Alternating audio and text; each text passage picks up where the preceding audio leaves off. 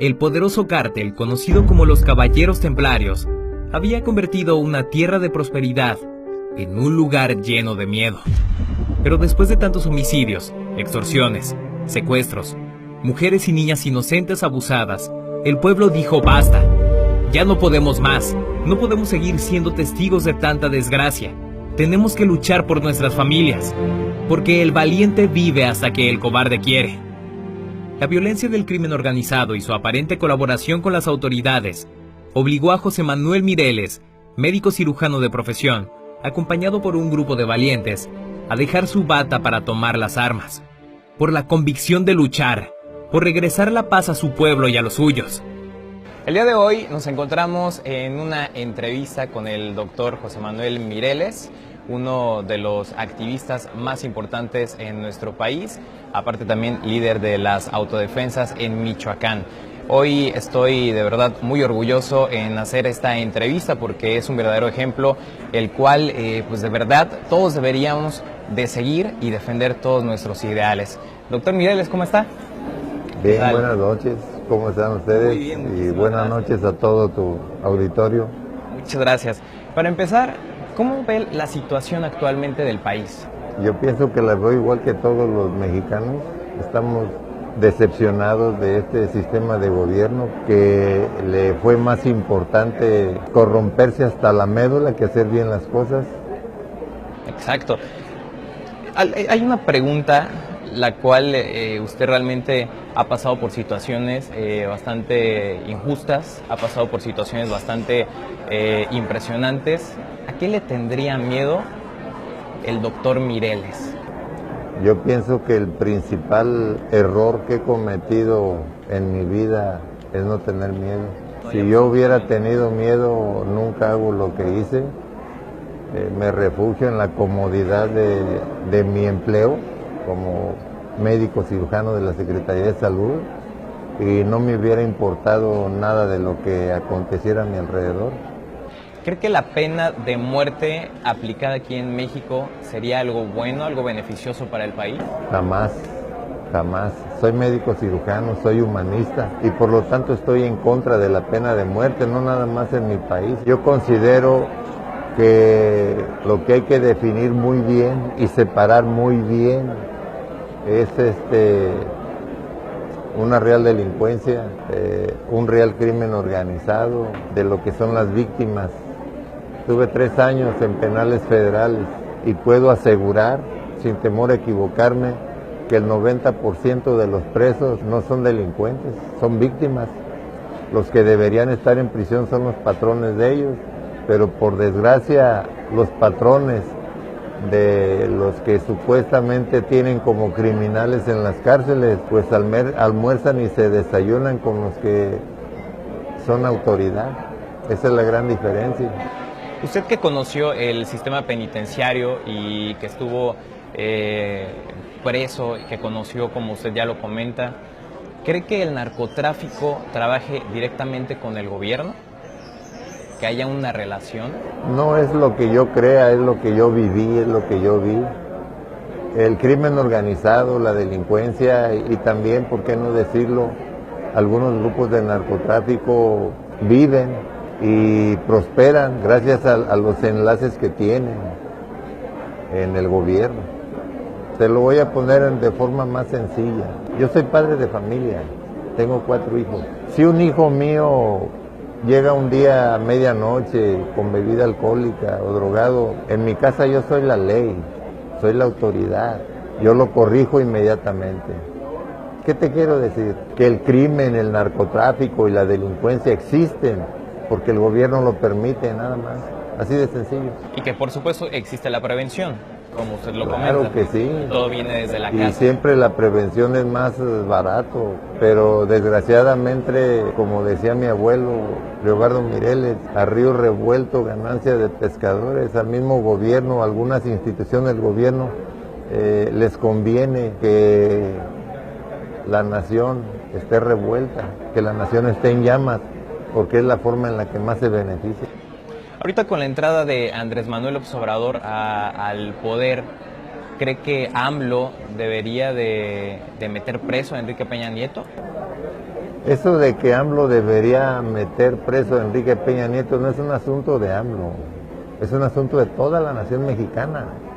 Es un asunto de los 32 millones de mexicanos que votamos por AMLO, por Andrés Manuel López Obrador. Fíjate, yo mismo recomendé y sugerí 3, 4 días antes de la elección, en un mensaje que le mandé, no una, sino más veces a Enrique Peña Nieto, que sacara las manos de la elección y que el pueblo lo iba a dejar ir. No le dice que estuviera lleno de mierda hasta el pescuezo, pero que sacara las manos de la elección porque ya se temía una respuesta social nacional, y es lo que no queremos los mexicanos.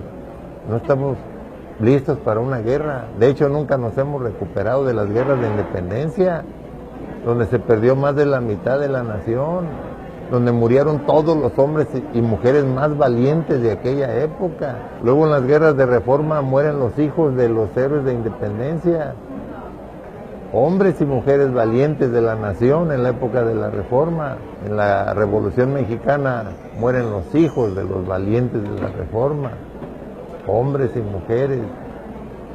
Y luego, para colmo de males, los pocos que quedaron vivos se mataron unos con otros por una pinche silla presidencial. Exactamente, no estamos listos para una guerra. Los mexicanos nunca debimos habernos levantado en armas, jamás. El movimiento social que me tocó encabezar a mí junto con otros grupos de valientes de todos los municipios de Michoacán no fue lo correcto. Yo estoy bien convencido de que no hicimos lo correcto, pero estoy bien convencido que nos orilló el mismo sistema, el mismo gobierno, el mismo crimen a que lo hiciéramos. Ya nadie nos iba a defender, tuvimos que hacerlo para defender nuestras vidas, nuestra propiedad, nuestra productividad. O sea, ¿se ha arrepentido de hacer el grupo de autodefensa? Jamás me voy a arrepentir de lo que hice, porque gracias a eso hay municipios, y lo digo con conocimiento de causa, que desde hace 6 años no se pierde un alfiler. Hay progreso, hay prosperidad, porque habiendo tranquilidad. Los michoacanos somos una tierra bendita de Dios, una tierra de la que bíblicamente se dice que emana leche y miel. Somos gente de trabajo. Me siento orgullosamente michoacano, soy orgullosamente campesino.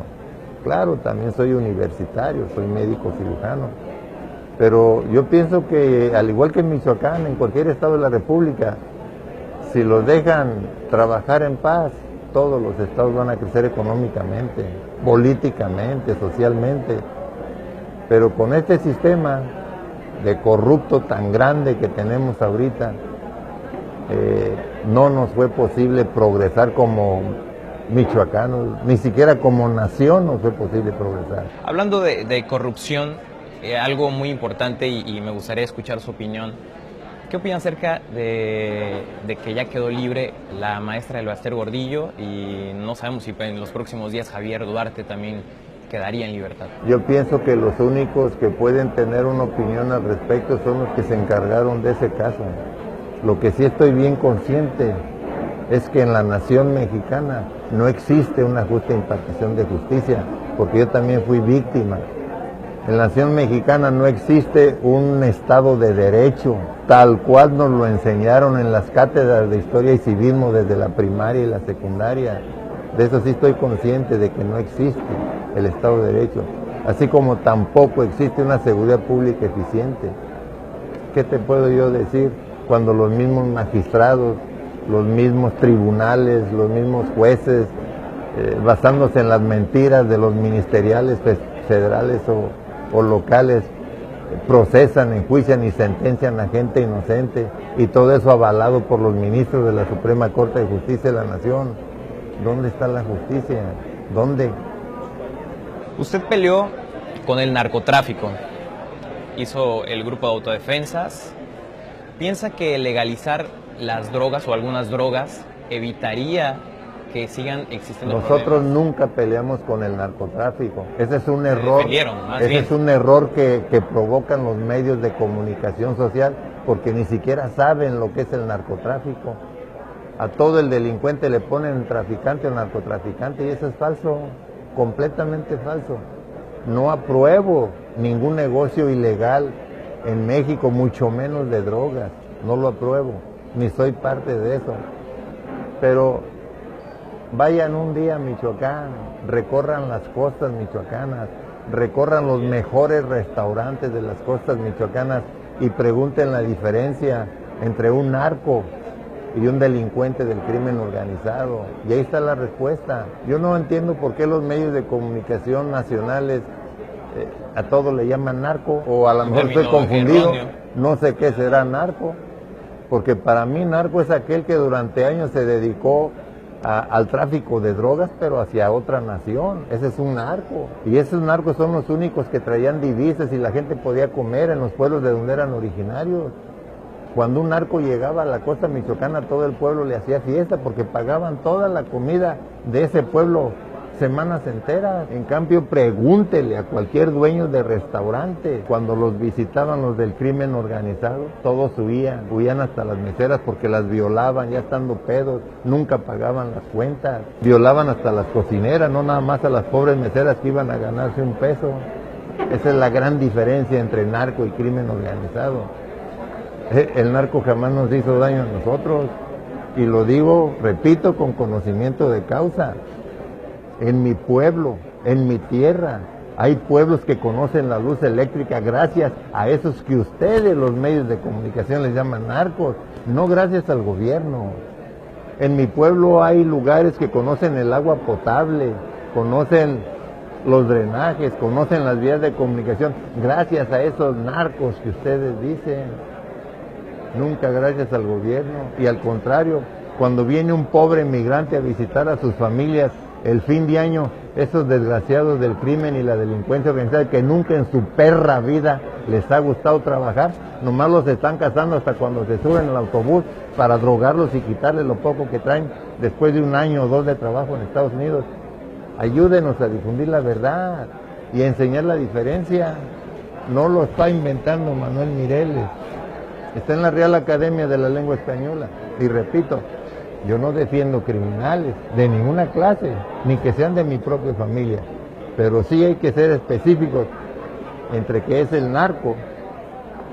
Según mi concepto, son los que se dedican a traficar narcóticos, porque la palabra así lo implica, narcos. ¿Sí? Eso sí es cierto. Yo no estoy de acuerdo con sus actividades ilegales. Para eso hay instituciones del gobierno que son los que se tienen que encargar de perseguirlos y enjuiciarlos, no el pueblo. Esa es la gran diferencia entre aquel que está viéndote a ver a qué hora recibes tu quincena para matarte y quitártela. No le hace que sean 1,000 pesos. El que te va a matar por tus 1,000 pesos no es un narco. Un narco habla millones de pesos y no se los gasta. Los reparte en el pueblo de donde es originario. Lleva luz, lleva agua, lleva escuelas. Oye, el día que hice esa declaración en una conferencia de prensa en Uruapan, Michoacán, en 24 horas tuve 7 millones de likes. En 24 horas. De los 7 millones de likes, hubo 40 que estaban en contra. Hasta decían, no, cómo no, si Mireles es narco, tiene que defenderlos. Yo no defiendo a los narcos, que quede claro. Nunca he sido narco, ni los defiendo tampoco. Soy médico cirujano. Tengo más de 30 años al servicio de la Secretaría de Salud. No he tenido ninguna necesidad que me orille a tener que hacer negocios de ese tipo. ¿Cree que la aportación de armas, que sea ya realmente legal, el hecho de que cualquier ciudadano pueda aportarle, que sea de una manera más fácil, pudiera disminuir esta delincuencia?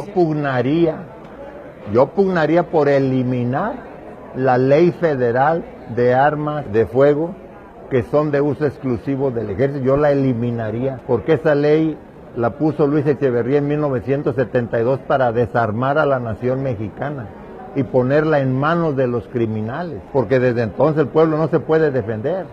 Es más fácil que a ti le caigas un retén con una pistola, aunque sea 22, y te enjuicien y te encarcelen, a que detengan a alguien que les pase con 10 toneladas de droga a cualquier retén, de cualquier gobierno federal o estatal o municipal. Debemos eliminar, y eso es una propuesta de ley que ya tiene Andrés Manuel López Obrador. La Constitución se hizo para que el pueblo se defendiera, pero ¿qué ha pasado? Nuestra Constitución tiene 156 artículos y entre Felipe Calderón y Enrique Peña Nieto le han hecho 570 cambios nomás para favorecerse ellos, pero desgraciando y desarmando al pueblo. El pueblo tiene derecho a defenderse y está muy claro en el artículo 10 de la Constitución. Todo ciudadano mexicano tiene derecho a poseer un arma.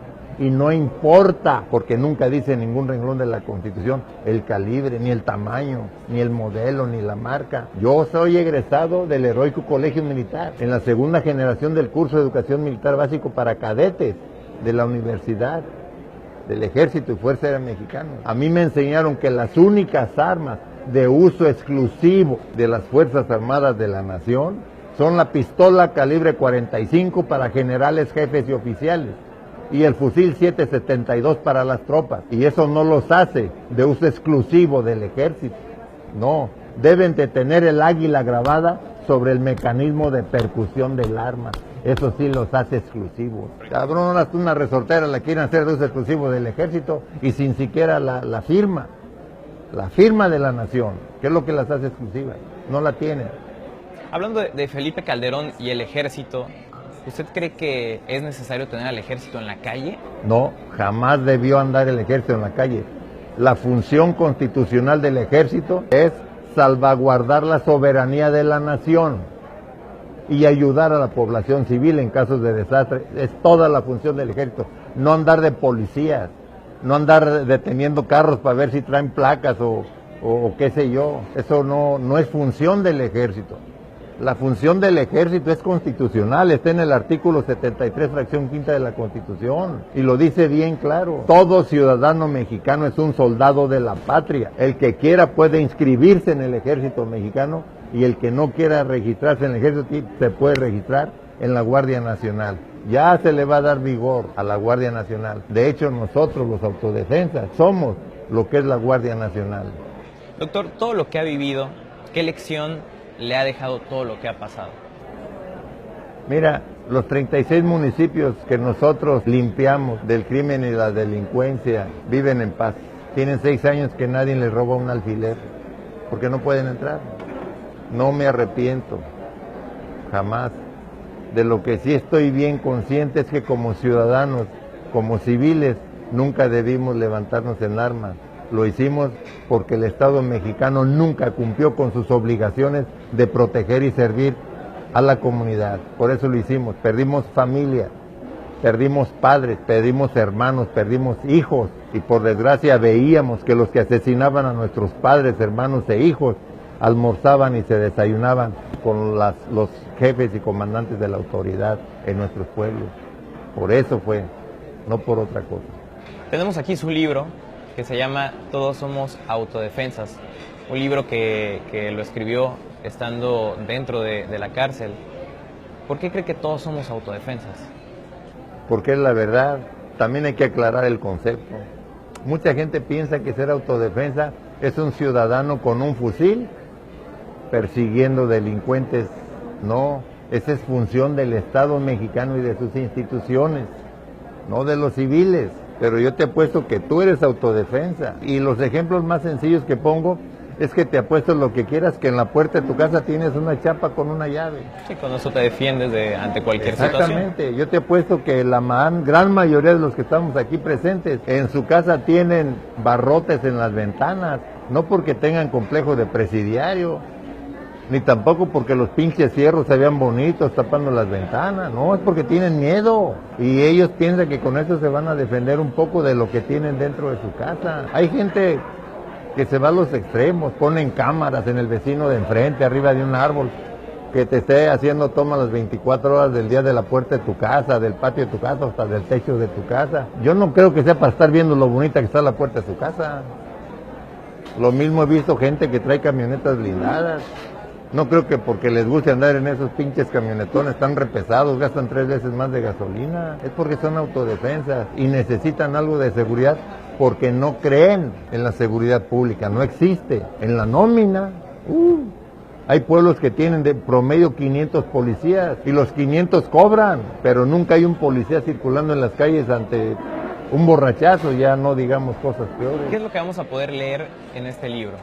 El libro lo escribí superficialmente porque estaba preso en 2x2.5. Es muy doloroso para alguien que está en cautiverio abrir sus propias heridas para escribir un libro grande, no es posible, duele mucho. El libro no habla de la biografía de Manuel Mireles, el libro habla de la biografía de un pueblo abandonado por el Estado mexicano y por sus instituciones durante muchos años. El libro se escribe con el único fin de que las generaciones futuras de nuestro México querido lo lean, se preparen y ellos nunca se vean en la necesidad de portar un arma para proveerse su propia seguridad. Para eso se escribe el libro.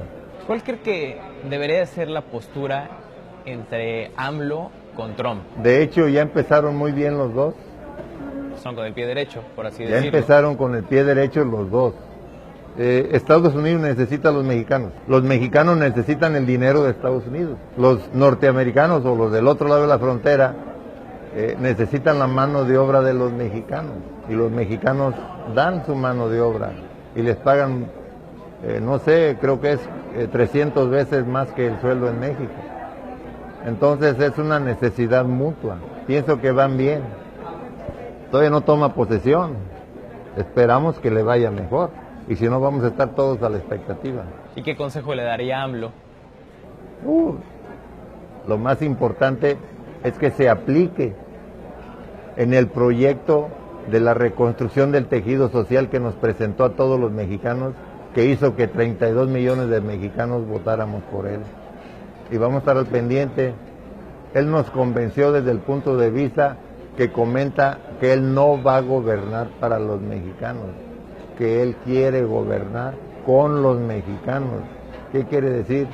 Que tú, yo y cada uno de los presentes tiene que hacer lo suyo si queremos un cambio verdadero en la nación. Ya demostramos que no queremos al sistema político que hoy nos gobierna por corrupto en las urnas. Ahora hay que ayudar a este señor para que se cumplan todos los cambios que nosotros le exigimos a él. Ese es el verdadero cambio. Lo que tú hagas por ese cambio, lo que yo haga por ese cambio, si de veras queremos cambiar a México. Nosotros vamos a ser los actores en este periodo de gobierno que viene. Esa es una pregunta que nos habían enviado. ¿Y a quién admira el doctor Mireles? ¿A qué personaje admira? Contemporáneo a José Mújica. ¿Y de nuestra historia mexicana? De nuestra historia mexicana, tuve la suerte de ser el presidente de la sociedad cívica de mis pueblos. La sociedad cívica de nuestros pueblos son los encargados de rendirle honor a todos los héroes nacionales en sus aniversarios. Admiro muchísimo el valor, el trabajo, la paciencia y la inteligencia de Miguel Hidalgo. Admiro muchísimo la disciplina y la obediencia de José María Morelos y Pavón. Admiro muchísimo el trabajo realizado por doña Josefa Ortiz de Domínguez, por Ignacio Allende, por los hermanos Aldama, los hermanos Bravo en la Guerra de Independencia. Admiro muchísimo el trabajo de Francisco I. Madero y de todos los que se levantaron en armas buscando que el pueblo fuera el que votara por el pueblo, y de toda la gente que le siguió, incluyendo la labor no humanista, pero eficiente de Francisco Villa. Admiro muchísimo los ideales y los principios de Emiliano Zapata, de Francisco J. Mújica y del general Cárdenas, muchísimo. De hecho, quizás no son mi fuente de inspiración, pero sí fueron mi fuente de preparación para la lucha que yo inicié en este siglo. Doctor, muchísimas gracias y de verdad gracias por el tiempo y mucha suerte con este libro.